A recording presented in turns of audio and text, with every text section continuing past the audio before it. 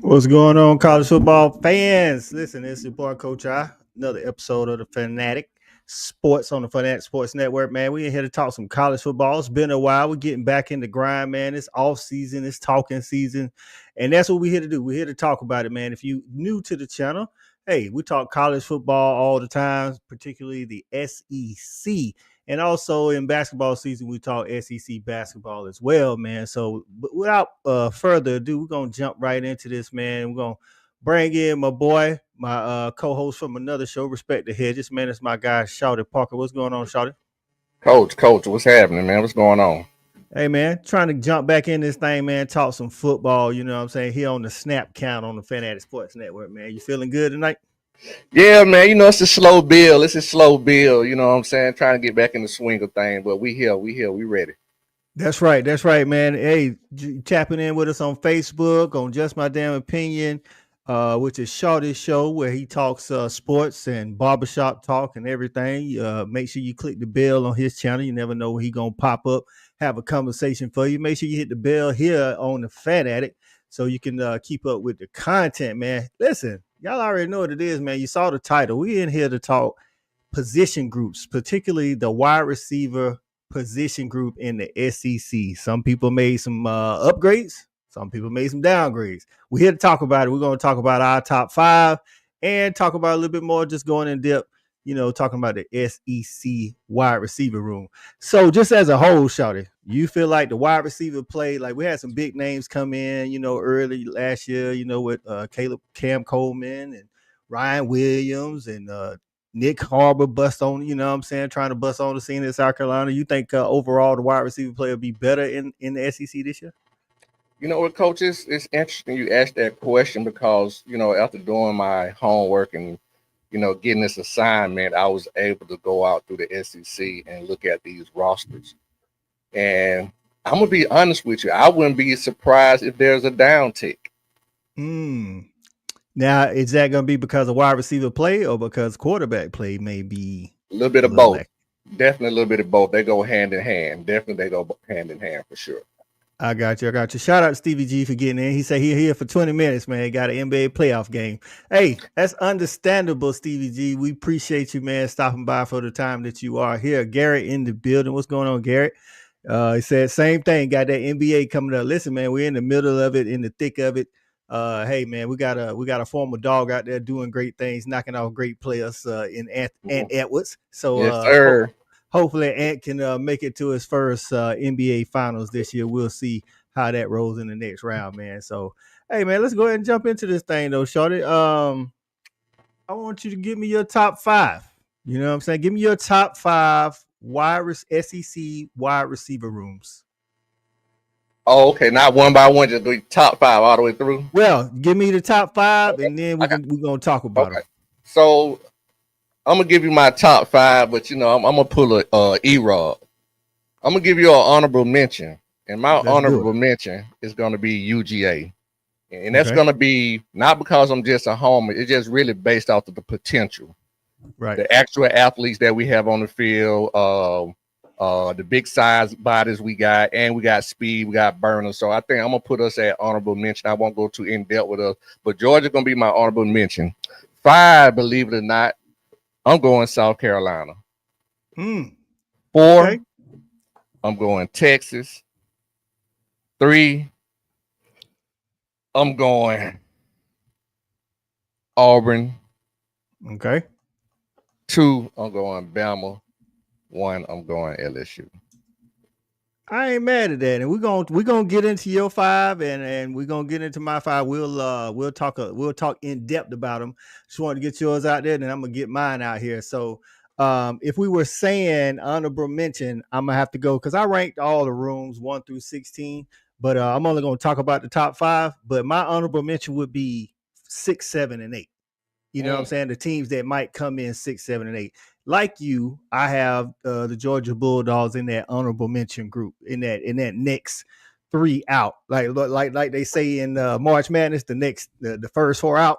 These the first 3 teams out. You know what I'm saying? Georgia, again, we'll get into that a little bit I also have Missouri in that honorable mention group. You know what I'm saying? Missouri always kind of doing some things. Luther Burton didn't have a year that he probably won it last year. Still got drafted playing in the league. So shout out to Luther Burton.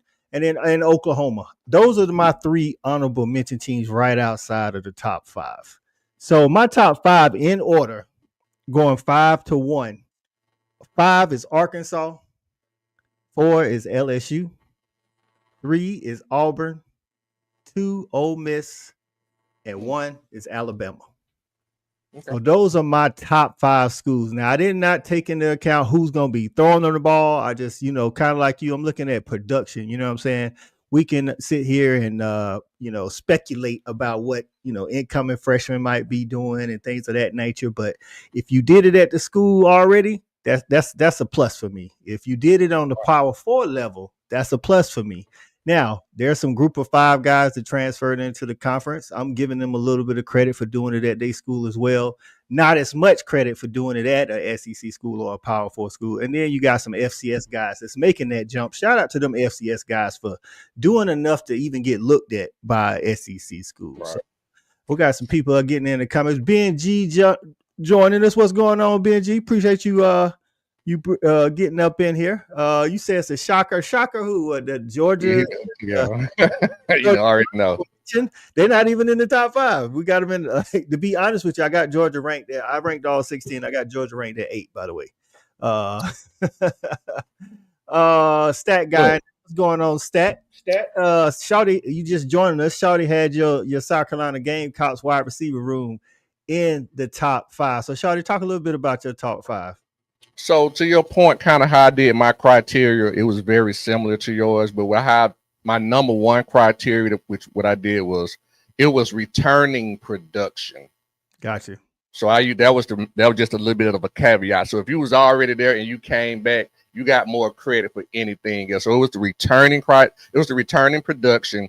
Then what you brought in as the transfer portal, then your whole unit as a talent as a whole. So that's kind of how I did mine. I wanted to give teams that retain players credit. So that's why South Carolina made my top 5, because if I'm right, they have all top 3 or 4 of their receiving core coming back.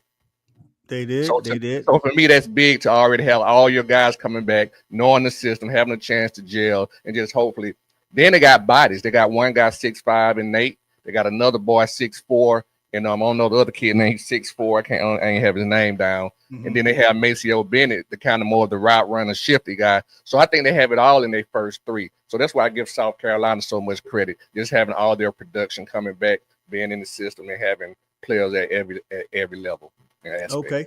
So for South Carolina, I had them vastly lower than you did, and not to downplay, like you said, it is important that they've been in the system.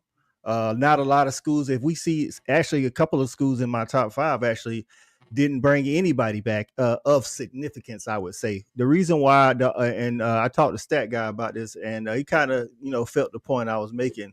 The reason why I had their room significantly lower is because their 2 top receivers only caught 29 and 39 passes, even though they come back in the system. But with those guys that you just named, they had 4 return. They actually returned 4 receivers, but they literally don't return anybody else with a reception.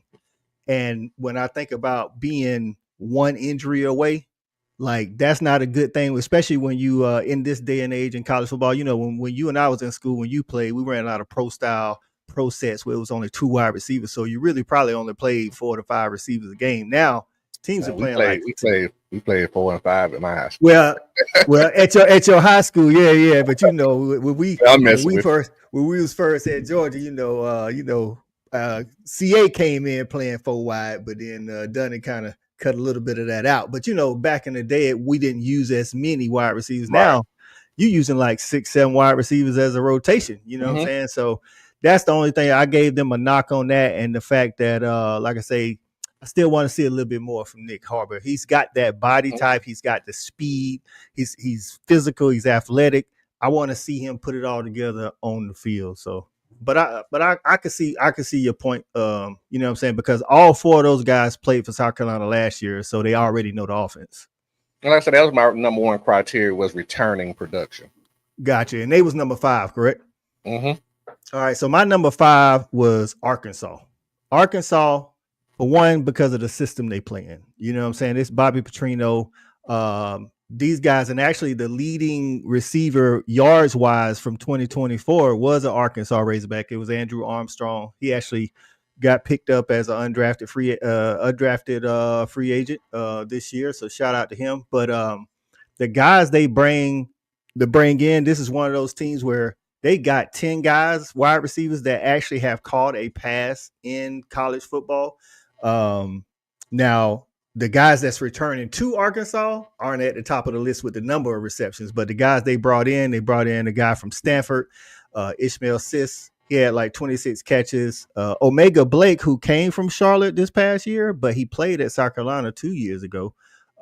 He had almost 800 yards receiving, and then they brought in a guy from Fresno who had 50 catches, and a guy from UAB that had over 60 catches. So this is one of those teams I was saying where the number that they put up, they was group of 5, you know what I'm saying? 1 power 4, group of 5, but I gave Omega Blake a little bit of credit because he has played and done it at the SEC level.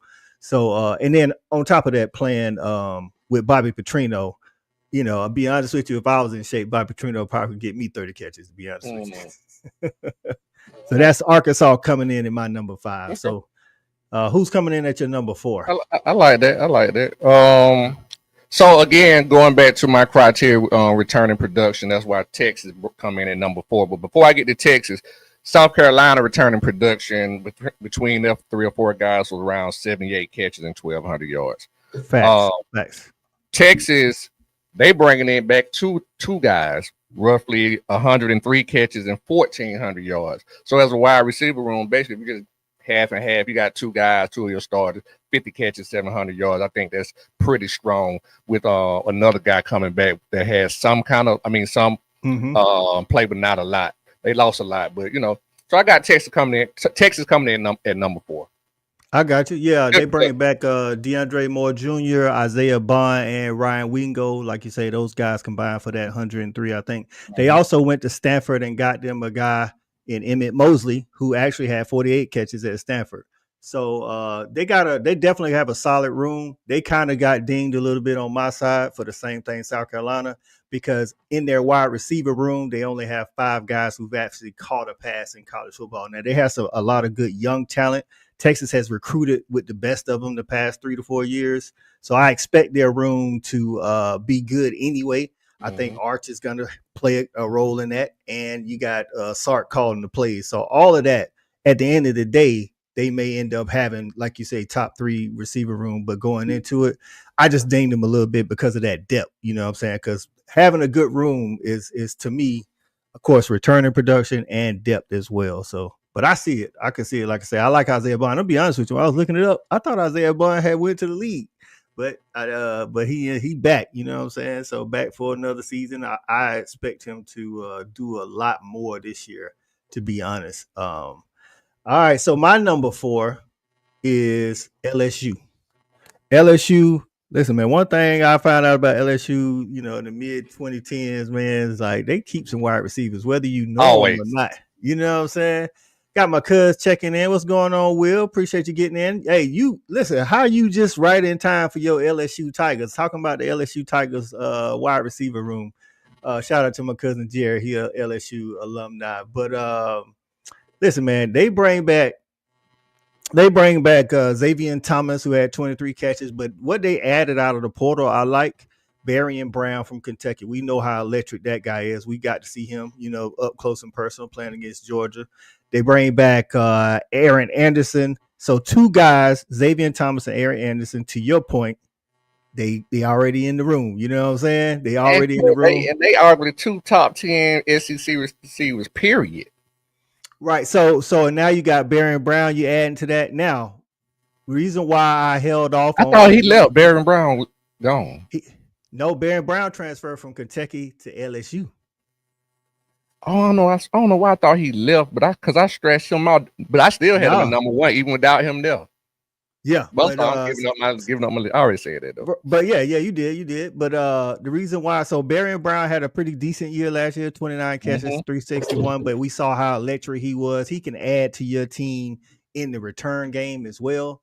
Now the one outlier that kept me from having them, they're at number 4 for me. The one outlier that kept me from having them in the top 3 is they got transferred from OU, one of the favorite wide receivers that I liked before he was hurt, in Nick Anderson. Nick Anderson in 2023 put up almost 800 yards, but he put up 10 touchdowns. Now, last year he got hurt, so we didn't get to see that at all. The question is, can he come back from his injury and be the same Nick Anderson? If so, they definitely got a argument for top wide receiver room. But because I don't know what he's gonna be after that, he didn't have no stats last year and he's hurt. I don't know. They do have who I consider the best returning quarterback in the league. So with all that said, and then you add in, you got another guy, Chris Hilton Jr., Kyle Parker. They return a lot of guys, even though they lost rest in peace, Kyron Lacy and CJ Daniels. But like you said, they bring back, some real good guys. If Nick Anderson can be the Nick Anderson for 2023, listen, I think they definitely can challenge Alabama for top wide receiver room. So shout out to our future for getting there and say Anderson put up 2 TDs in Norman. Hey, listen, ain't what better place to have old come out party in your old stomping ground, you know what I'm saying? So hey, that's what it is. But yeah, I got LSU coming in at that number 4 spot. Who you got at number 3 again? Auburn. Okay. We both got Auburn at 3. Okay. Everybody know about Cam Coleman, man. Once again, I always lean my criteria was about returning production. Right. And one thing I gotta say, when I was doing my returning production, like really a lot of teams didn't have no more than one guy, maybe 2 coming back, and that third guy literally had no catch. So it was either the third guy that was coming back with no tape really, or a transfer portal guy, which I really don't know how they're gonna fit in at the end of the day. You know what I'm saying? Right. So, but still, Auburn still come in at number 3. They got Eric, the guy Eric, what the name is? Singleton from Georgia Tech. Georgia Tech. He put up numbers, but again, I don't know what he's gonna do in Auburn system. They got Malcolm Simmons, baller, 40 catches, 451 yards. Those are good returning numbers. So I like Auburn. They look very strong in the wide receiver room position 1 through 3. Right. And you spoke on Cam Coleman. We know what he did, as a freshman, and then you got Malcolm Simmons. Horatio Fields, they picked him up from Wake Forest. He had 39 catches, over 450 yards last year. Like you said, there was 2 Auburn guys coming back. A lot of teams, to your point, did not have a lot of returners that had catches. So when I was doing my evaluation of the rooms, I didn't even count anybody. If you didn't have a catch, freshman, sophomore, senior, whatever you was, you didn't get even. I didn't even acknowledge you in the room. My rooms are only based on people that actually have had a catch in college football. So you may have some sleeper, freshman wide receiver in the room that can make your room, over the top in the season. But at Georgia, for instance, we got CJ Wiley and we got T Taylor. So we expect them to contribute, but we don't know because they freshmen, you know what I'm saying? So, but I think Eric Singleton, obviously one of the highest ranked wide receivers in the transfer portal. The dude is electric. He was playing at Georgia Tech last year. We got to see him 2 years in a row. I think he's going to go over there. Even if he ain't their lead receiver, he's a great addition to that room, like you said. Now, I do interested to see who's going to step up and be that guy, like the guy, though, because they lost Keandre Lambert-Smith, who was their, almost 1,000-yard receiver last year, got drafted in the NFL. They actually lost 2 to the NFL this year. So that played a part. But yeah, I'm right there with you, though. And people in the comments, I did not take quarterbacking into account into these wide receiver room projections. Right, and I'm the same with you. I didn't.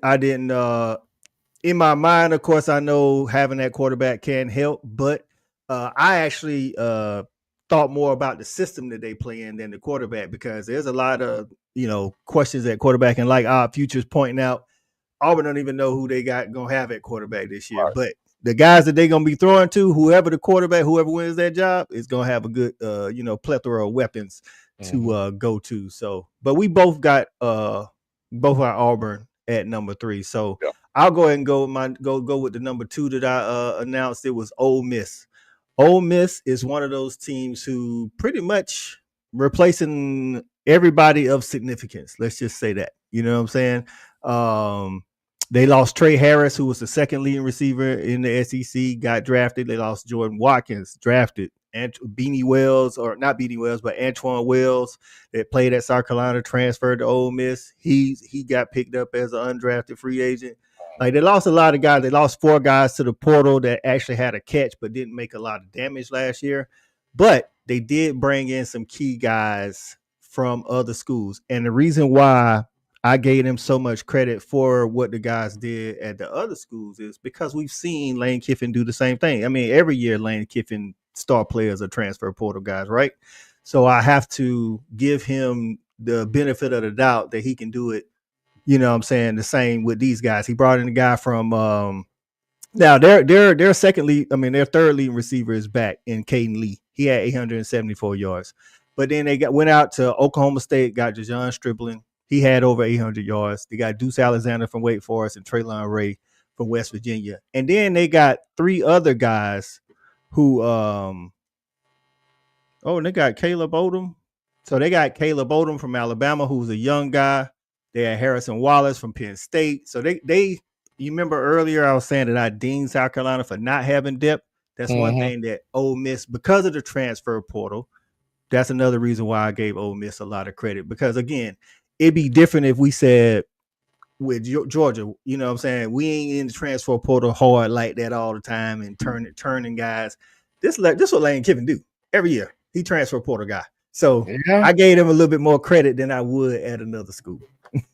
Well, I tell you what, Coach, you and Will Smith feeling pretty higher than I am than Ole Miss. I think they got Ole Miss where we saw FanDuel at 8.5, and I'm taking them not to win 9 games.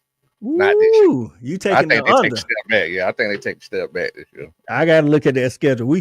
Matter of fact, we might have to do some win total. May have to do a live show on some win totals, the SEC win totals, and then look at everybody's schedule and see how we match up with Vegas. All right, Stevie G, we appreciate it, man. We appreciate you. I know you got to get out there, watch that NBA. I'll be joining you after the show. So, Deion Smith is Deion Smith for Auburn. Is that who you're talking about, Garrett? Did we miss somebody? Maybe. Okay. Who you got at number 2, Shouter? So that was tough for me, man. We already talked about my number 1 team, which was LSU. So for me, Alabama and LSU, it came down to this right here. I got Bama at 2. So arguably, I think everybody know. I think it's a consensus that they have the best receiver in the conference, right? With Ryan Williams. So having the best receiver in the conference says a lot for your room. And then having Bernard coming back also is huge. So just based off my standard criteria, which I give the most credit for is returning production. Bama has not only great returning production, but also great. We know what these guys can do on the field, the athleticism, the type of athletes they are. So they've come up at number 2. The only thing that I have a deal with Bama, the reason I have LSU over Bama, is that I think LSU got better depth than Bama. To your point, saying about some of the other teams. Okay. And with the returning production, I would Bama actually returns more yards, but LSU has 3 guys that combined in those yards, whereas Alabama had 2. Now, what I will say about Alabama and the reason why I have them at number 1 is because, like, I agree with you. Everybody, the consensus is Ryan Williams is the number 1 wide receiver in the SEC. I think that goes without saying. But Jeremy Bernard, I mean, he didn't score a lot of touchdowns, but he did have more receptions than Ryan. So that was good. And then they went out and got Isaiah Horton, which is a need. They needed a big body. Like, Ryan Williams is electric, but I want to say he's like 6'1", maybe 6'2". I might be giving him a couple of inches, but Isaiah Horton 6'4". did it at Miami, another Power Four school, coming over to Alabama, and then they went out and got Shamir DK from Florida, who also did it in the SEC already. He didn't just do it at P4 level; he did it in the SEC, and he was right there with Ryan, averaging 18 yards per catch. So I gave. They did lose Kobe Prentice, Kendrick Law, and Caleb Olam and Emmanuel Henderson, but all together, those guys didn't even combine to do what Shamir DK did, or Ryan Williams or Jeremy Bernard. So not that they didn't lose anybody. Appreciate you, Garrett. Appreciate you stopping by, my man. I know y'all watch that NBA. That's number one. Oh, number one JUCO transfer, Deion Smith. That's who he was talking about earlier. So I didn't count him because he was at the JUCO level. So right. We don't know what that's almost saying like, the best high school player coming out almost, you know what I'm saying? Right. Stat guy says Bama's number one on his list. They got the best wide receiver in the conference, which pushed them over Auburn for him. Right. Ryan Williams is a difference maker, but like I say, I think their number two is better than pretty much everybody's number two as well. That's why. See, to me, I think Anderson from LSU, the number two best receiver in the conference. So that's what I'm saying. To me, star power for star power, they kind of right there. Just they got a little bit more depth. But I think that really, to me, the top three teams are pretty much understandable, and everybody else, it just gets very close. You got the top three, then it's everybody else. Right. So give me who you might say has an underrated wide receiver room. I mean, it could be somebody in your top five that you think could be possibly higher when the season starts, or it could be somebody, somebody. I hate to be a homer, but us. Okay. I really do. I just really think, I don't think we're gonna have any guy that's gonna probably catch over maybe 800 yards. But I can see it spread around where you have one guy with maybe 60 catches, another guy with about 50, and another guy with maybe about 30. I got you. I can see that. Stat guy says Mizzou. I got Mizzou in that, right outside of the 5 rankings. And then our future says Florida. Give me a reason why they underrated. Because I'm gonna be honest with you. If we talking bottom 4 in the SEC, my bottom 4 was Florida, South Carolina, Vandy, and Tennessee.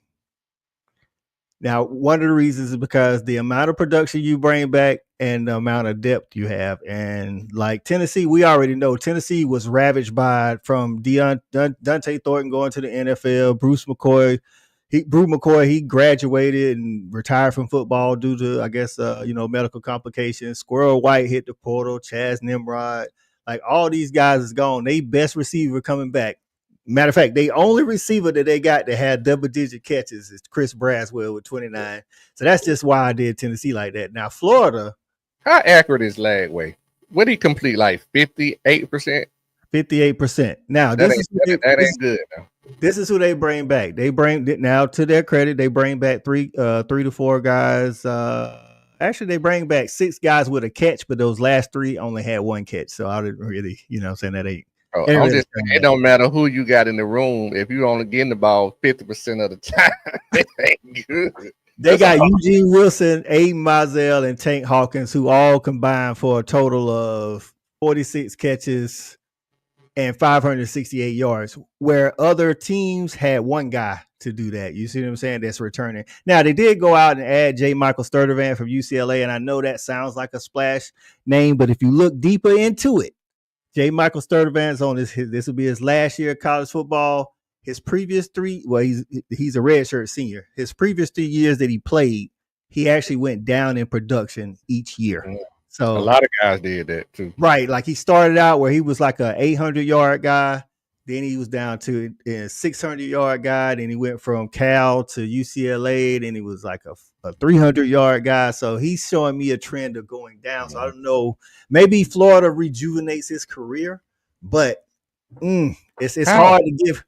I don't know, dog. Maybe I can't say he going to the sunshine because he coming from the sunshine. I don't know. Like I say, the quarterback got to be better than 50, 58, 57%. You got to be. Right. I'll say I think OU did some good stuff. I ain't gonna say I say they could be underrated. I ain't gonna say they are. They could be. The problem is a lot of the production that they brought in from the transfer portal did it at either the FCS level or D2 level. But what I'll say about those guys is they put up massive numbers like they should have. Like, you know what I'm saying? Like one of the guys that came from Arkansas Pine Bluff, he put up 1,200 yards. And he tall. He like 6'3". I was telling Stat. There was somebody on the list that brought in a guy who had like 1,300 yards, but the dude was like 5'10", played at a D2 school. I'm not saying that he can't come in the SEC and do it. It was a guy from Vandy. But I'm just saying, like, when you 6'3", you can, you can't teach size. You know what I'm saying? Right. So, but when you 5'9", 5'10", and you putting up the numbers in D2, I don't know. I don't know if it'll translate, as much. But like I say, I think I'm with OU, but I'm with you on Georgia. I think Georgia. Listen, we ain't got no choice but to be better, right? We led the nation in drops, and that's real, right? Led the nation in drops, which leads to my next question: rooms that were upgraded and rooms that were downgraded. I think Georgia. The reason why that's why I say Georgia for now. Georgia's the prime candidate for an upgraded room. Again, shout out to Aaron Smith and Dom Levin for getting drafted. Aaron Smith actually was in the top 10 in receiving in the SEC last year. When you're just talking about receivers and not tight ends or running backs and nothing like that. But because we led the nation in drops, that's for one reason why we're going to be upgraded. For two, we went out and got big bodies. Me and you talked about it. We run a lot of screens, and you pointed out when you try to run screens, you got, no shade to Dom Levitt, but Dom Levitt, 190 pounds soaking wet. You know what I'm saying? Now we got big 6'6" Noah Thomas, who was Texas A&M's leading receiver, and he's super agile for 6'6" too. It's crazy how agile that guy is. I'm interested to see what he can do in the open field. And then we brought back Kobe Young, another 6'4" body. We brought in the electric Zachariah Branch. So we definitely upgraded at the room. Perimeter block can be huge, man. Just perimeter block is going to help, right? And it's going to help in the run game as well. So I'll say that Georgia, and then I'll also say I like some of the stuff like Texas didn't have to upgrade. They was right behind. They was right there with Georgia. They didn't have to upgrade because they brought back three of their, top 5 guys. But then the guy they added in Edmund Mosley from Stanford, I think that was a huge get. He was on, like I say, 48 receptions. I think he's going to come in, and again, he's got Sark as his OC. I honestly gave him a little bit more credit. So if we're talking about upgraded, who you think is upgraded their room with the transfer portal type guys? Oh well, it's gonna be, I guess, what they said, addition by subtraction. Because I'm gonna say I like what Oklahoma did, but you losing Nick Anderson was huge too. But I like what they did with bringing in what they did with the transfer portal. It just, I just think my biggest concern is the offensive line. You bringing in all that production, but it's coming from places that had good offensive lines and whatever, football they was playing in. So they have to get that offensive line. But I do offensive line together. But I do think they upgraded their room called just based off the sheer injuries they had last year and not a lot of people playing, just like us having the most draw. It was hard for them not to upgrade. Right. I think I was getting to that. I'm glad you said that. I was led right into what I was going to say. Like, I think they're a candidate for upgraded room too, because they had so many injuries. You know what I'm saying? Even the guy that was their best guy, Deion Burks, ended up getting hurt. Mm-hmm. So as long as they stay healthy, they're upgraded just by health alone. You know what I'm saying? Regardless of whether those guys play it or not. Okay, I got you, our future. Yeah, UG Wilson, I like him. Before the injury, we'll see what he looks like, this year. Stat says South Carolina could have an upgraded room, but they're counting on 4 freshmen to come in and be productive. And we know how we always talk about when you're counting on freshmen, that's a different story. You're not counting on those guys to start, though. You're already 4 deep, right? No, not from what. At least 3, right? Not from Stat says that he thinks at least 2 of them freshmen gonna be up in there. Well, no, that's great, but I'm saying, but you at least bringing back 3 to 4 guys with game film, right? But it's not, like you said, it's not great. You know what I'm saying? Not great. And none of them great, but I'm just saying the fact that you still got guys that are starters that know because freshmen got to learn that stuff. No regard, that's right. Such a huge learning curve. So if they can beat them out, that's good. But South Carolina got 3 guys proven already. Nick Harvard, Bennett. Ezio Bennett, and what's the other big And guy? 6'4", 6'5" guy. He's 6'4". they got 4 guys that got double Yeah, digit catches. Jared Brown and Dre Jacobs. that's So, what I'm saying. So it ain't like they just, but that's the thing. The reason why he's saying they're going to be, I mean, again, he's saying that some of them may get beat out, but that's yet to be seen. But this is 100% factual. They're going to be counted on regardless because it just make it seem like he's saying like all on got to start. Nah, I think he did tell me he thinks of like They're 2 of counting them. on 4 freshmen to come in and be productive. Yeah, well, the reason why is because they literally have nobody behind those 4 guys that have a catch. Gotcha. That's what I'm saying. Like we talking about having like not 1 catch, not 2 catches. Like those 4 are the only guys on the roster that have a catch. They're the only team that I evaluated out of all 16 SEC teams that didn't have at least 5 people that had a catch in college football. And they had to be a little thin to bring in 4 freshmen too. Yeah, right. And they lost 2 guys to graduation, 1 guy to the portal, and 1 guy got undrafted. He's an undrafted free agent. So listen, he's saying Malik Clark gonna be starting. He said week 1. So who are their starters? Who are their 1 through 3 right now? It would be if we're not counting freshmen, it would be Nick Harbor, Mazeo Bennett, and Jared Brown. Nick would be the X, Jared would be the Z, and Mazeo would be the slot. I actually think it's gonna hold true. I think it's gonna hold true. Mazeo he's a starter. Come out one in the 1 and 2 set if they will have a 1 and 2 set. Oh well, I think so too because he's the one with the best hands. And the best route running. Yeah, right. So he the only one that it, like to me. Just watch it. Just the guys that's coming back. I haven't seen these freshmen, but I like Jared Brown. He's saying that Jacobs is gonna probably start over Brown. I like Jared Brown when after he catches the ball. Like he ain't somebody that's gonna super route you up, but I like him. He's kind of quicker when he has the ball. I'll be honest with you. Nick Harbor, to me, like he had 26 catches last year. He still now he didn't run track this year, which reason why I bring that up is he had a full off season where it was just football, no track. A lot of times you ran track. When you come out of the football season, you go right into the indoor track season. Then you go outdoor track season. You miss the spring. He ain't missed none of that. He been practicing with the team. I wonder if he bulked up a little bit more because of that too. You know what I mean? I don't know, but I don't know. We'll see. Let's see. Our future say I'll say for my team it's a wash. Yeah, we lost the first round in Bun, true, but I think y'all already mentioned Texas has talent as always. Yeah. Texas, and again, Texas plays got Sark. That was an advantage for me. I hold Sark high as a play caller to get people open. All they got at the end of the day, as long as Arch give them the ball, they just got to catch it. And I trust. But they bringing back 1,400 yards and just returning production. We ain't talking about the new stuff. So Texas fine, they okay. Right, Texas is fine. Texas have 5 people that on the roster currently that have a catch in college football. Outside of that, it's going to be a lot of new talent. So that's why they weren't as high as the Bama's, the Ole Miss, Auburn's, and LSU's for me.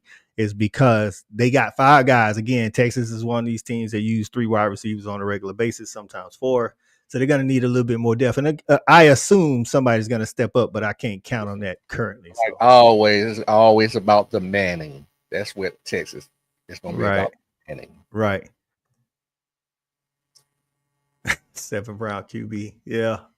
With the 7th, right. They did all that with a 7th round QB. So Texas, will say Texas approve people that they deserve. They proven the people that they deserve to be in the SEC. Yeah, I thought that transition would, especially how they played in the year before and the recruiting they did leading up to coming into the SEC. I figured they would be, right there, like they belong in the first place. Did I see them in the SEC championship? I thought it was going to be right there in the mix. So, Texas is it's going to be interesting. One thing I also like on the not that this is a defensive show, but they showed that they can reload on the defensive front. They lost 2 defensive linemen to the NFL 2 years, in 24, and then replaced them with 2 guys that came in and put it down too. So And Texas just showing too, man, to something I said a lot of time, man. They really just showing like when you get the right guy allocated with the resources that they currently have.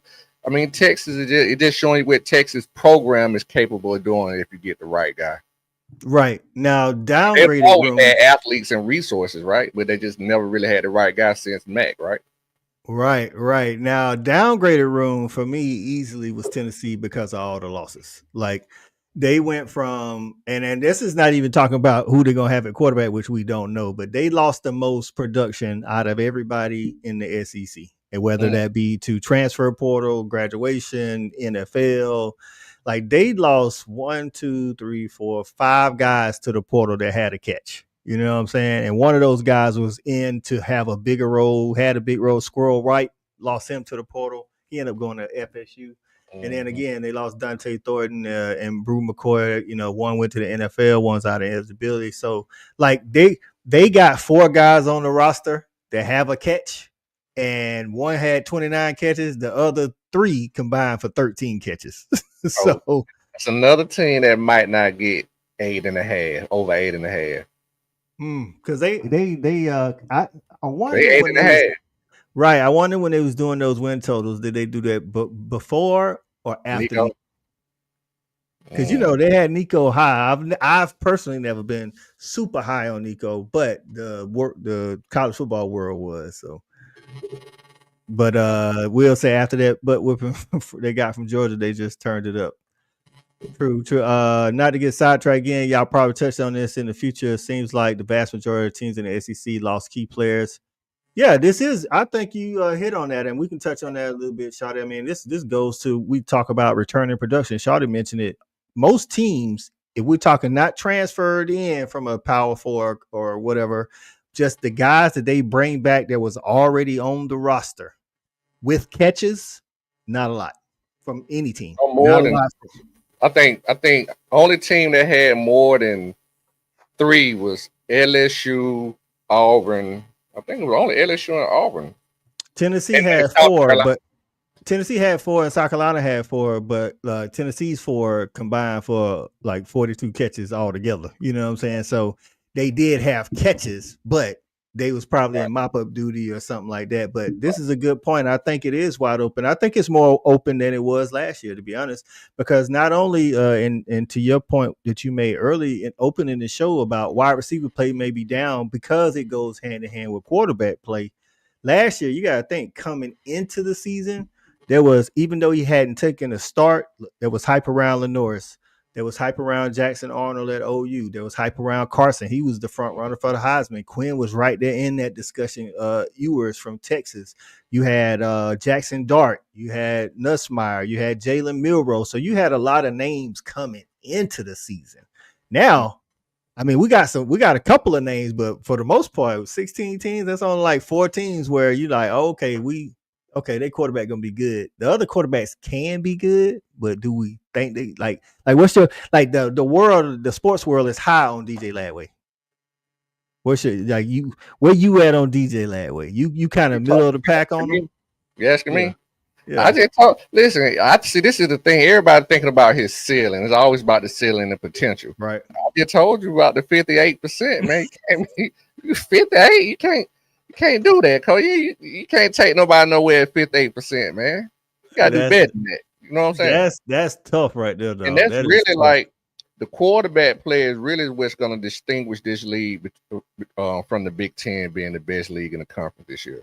The fact that we have so much quarterback movement going around in this conference and we just don't know, this really could lead to a very lackluster season. I mean, it could be an ugly season where running game takes over and the few teams that do have quarterbacks just dominate. I think you're right. And I don't know top to bottom, but the big hitters in the Big Ten, I mean, Drew Aller comes back at Penn State, but he hasn't reached that 5-star potential that he's been built up. I know a lot of people are high on him, but Ohio State has a brand new quarterback. I like him in that way right now. He's definitely more solid. He's got a better completion rate. Now, will James Franklin be able to, let him loose or whatever? We'll see. Oregon's breaking in a new quarterback. Michigan's breaking in a new quarterback.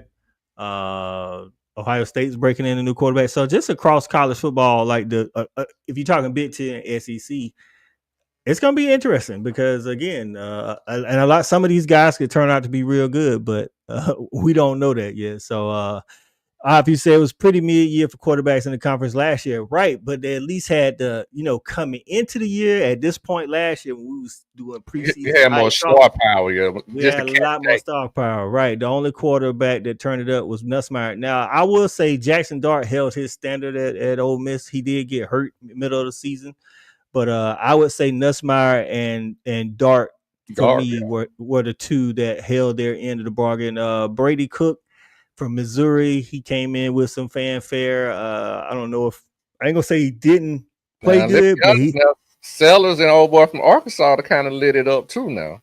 Sellers was a good football player. I Yeah. wouldn't say he was a great quarterback. I That's agree what with he made winning football plays though, especially with his legs. You know what I'm saying? If you go back to that Clemson game, I think he had over 200 yards rushing. If I could be wrong, but I think he had close to 200 or over 200 yards rushing to in winning football. Their defense put them in great position, and he did what he needed to do. Now, one thing he definitely got to work on is taking care of that football. That dude will take a sack and let that ball hit that turf.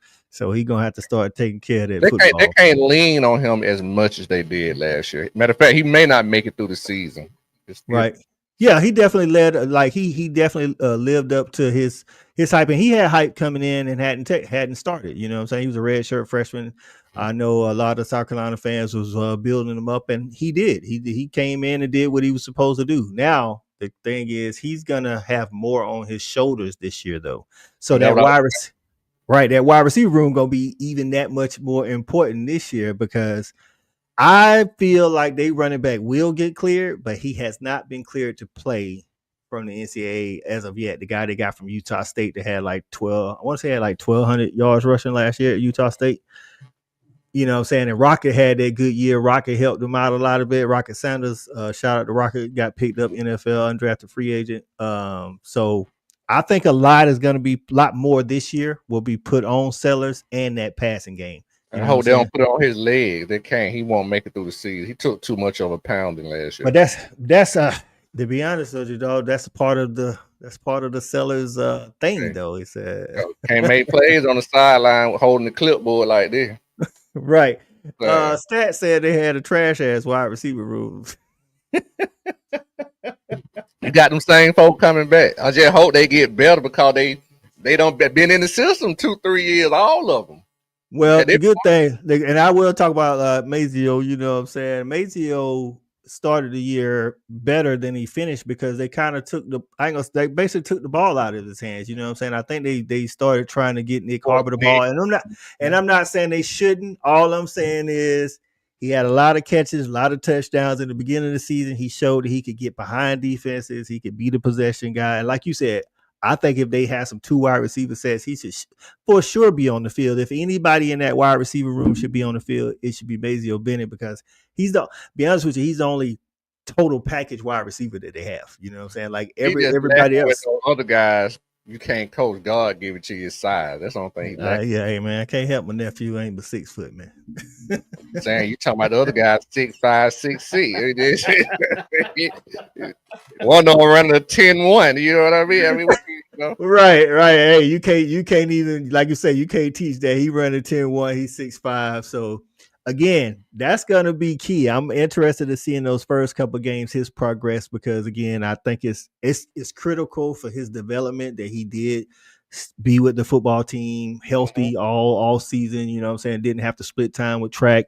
So we're gonna see. Now we'll see if he can actually run routes and actually catch with his hands. The staff, to that point, especially with this kid taking, he's putting in that extra credit, extra time, because not running track, taking money out of his pocket, believe it or not. The staff has to find a way. They have to find a way and be creative to put the ball in this man's hand. I don't care how they do it.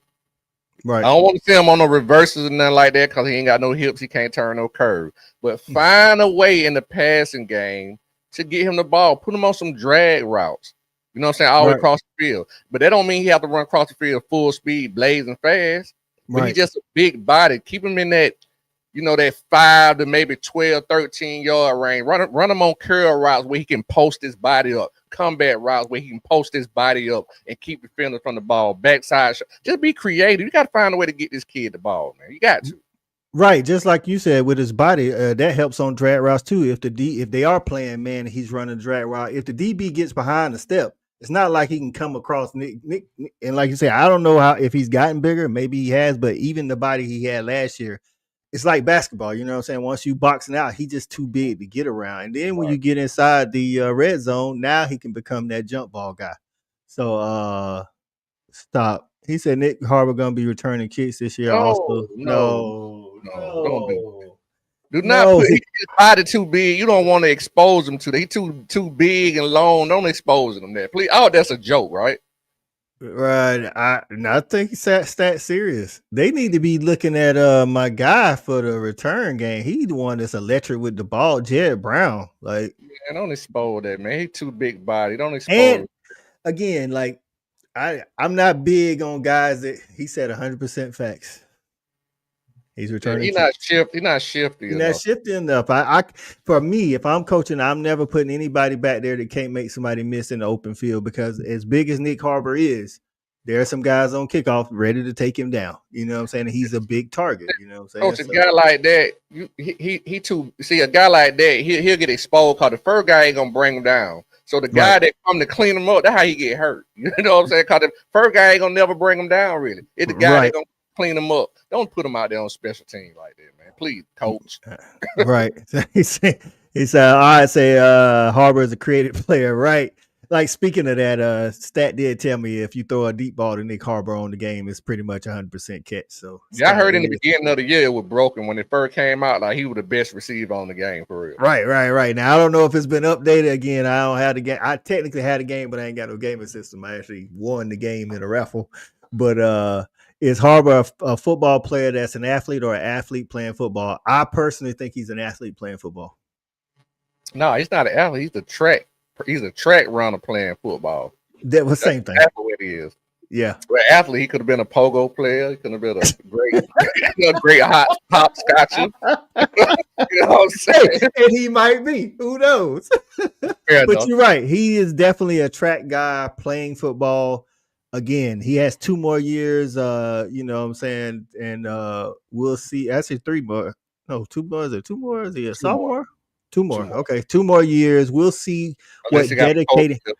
Yeah, he ain't got no code yet. So so we'll see what dedicating his off season to football does for his football skills. So he said he don't need to get no diet on. He need to put on about 20.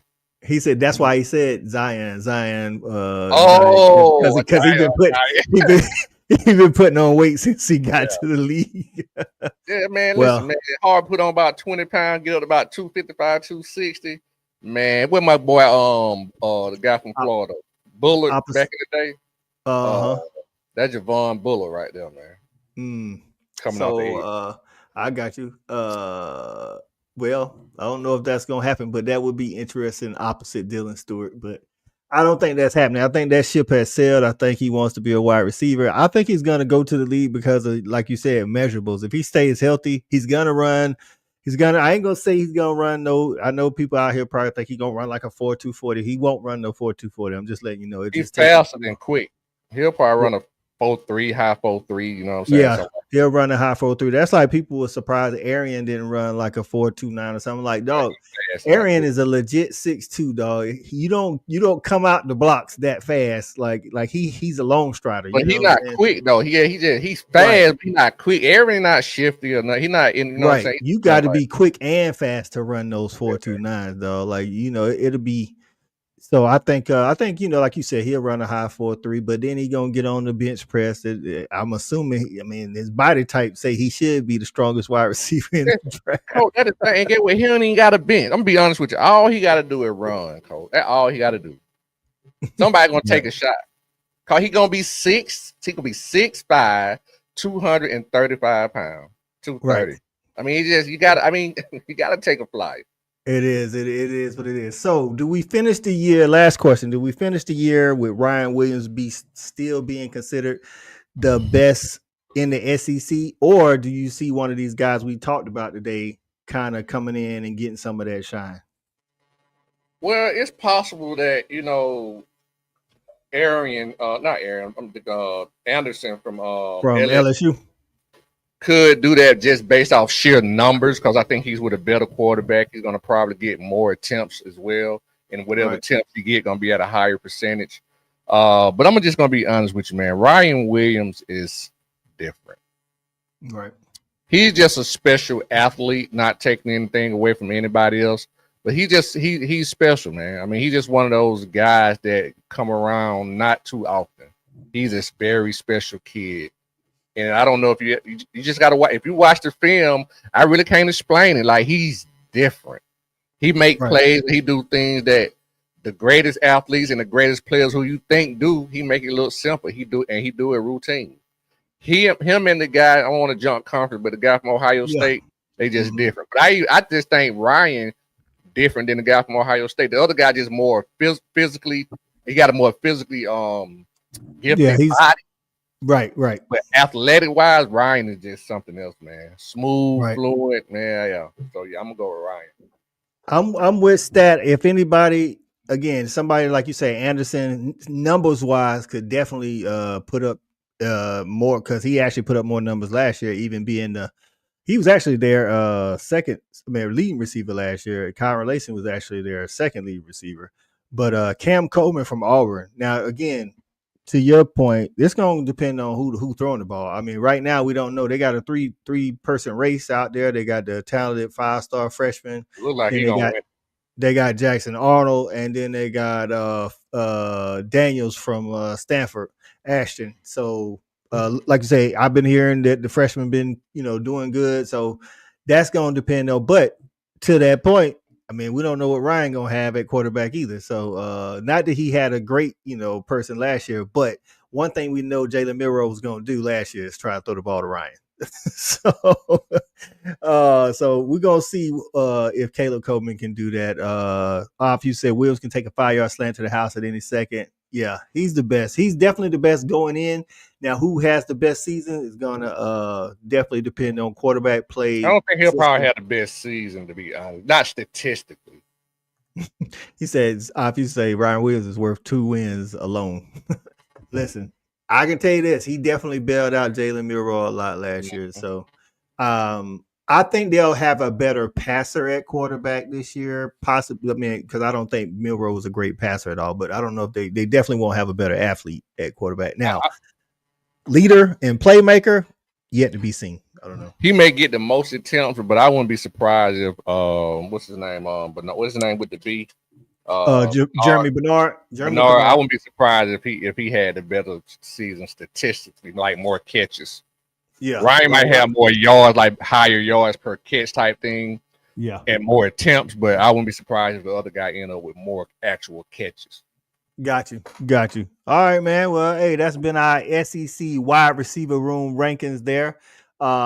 If you agree or disagree, let us know in the comments. If you on the replay game, let us know in the comments who you think got a better receiver room this year, or who has a worse receiver room this year. Next Thursday, we'll be back at it. We're gonna do tight ends and running backs next week. That's what we're gonna do. 2 positions, tight ends and running backs. So I guess we won't make that top 5 either. Yeah, I don't think them dogs. The dogs will be in the tight end room. The dogs probably be, just thinking about it. Dogs might be in the tight room because of returning production. I don't know if a lot of people got returning production like we do. So, but running back room. I think I started my research on it. Running back room.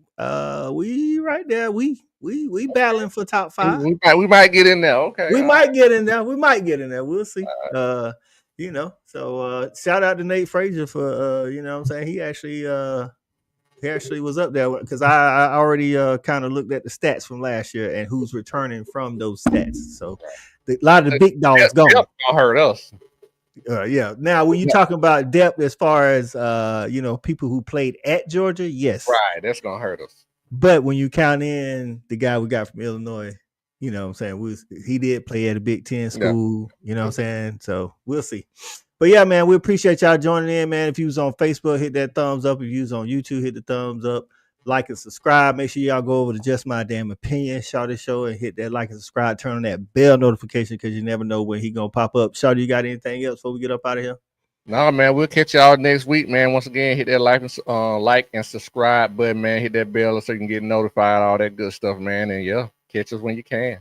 All right, man. Till next time, we out of here.